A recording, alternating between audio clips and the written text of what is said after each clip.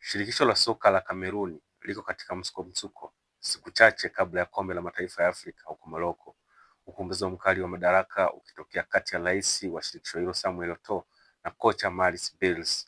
Licha ya Bills kuwa chini ya mkataba hadi 2026, Eto'o alimwambia kuwa jukumu lake la kuwa kocha litatamatika. Mzozo huo ulisababisha Kameruni kutaja vikosi viwili tofauti vya AFCON.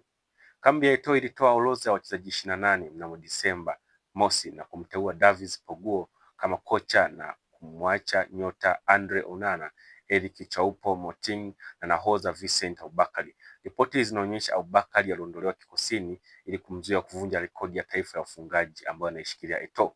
Bills alijibu kwa kutaja kikosi chake na kurejea wachezaji walioachwa na kuhoji jinsi Kameruni inaweza kushinda bila wachezaji muhimu nchini Morocco. Mwishoni mwa wiki nimezungumza na mchambuzi wa masuala ya kimichezo na akawa na machache ya kuzungumzia. Twende tukamsikilize.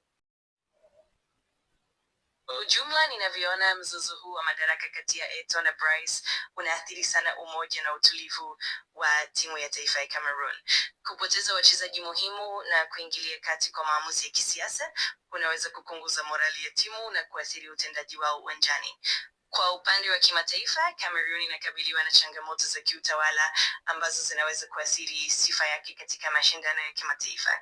Mapendekezo yangu ni kwamba Fecafoot ijaribu kusuluhisha migogoro hii kwa mazungumzo ya wazi na ushirikiano wa pande zote. Aidha, kuimarisha utawala wa haki na uwazi katika uteuzi wa wachezaji kunaweza kusaidia kurejesha imani ya umma na kuimarisha timu. Kwa ujumla, ufumbuzi wa kudumu unahitaji ushirikiano wa pande zote na mkakati wa muda mrefu wa kujenga timu imara yenye umoja na uongozi bora.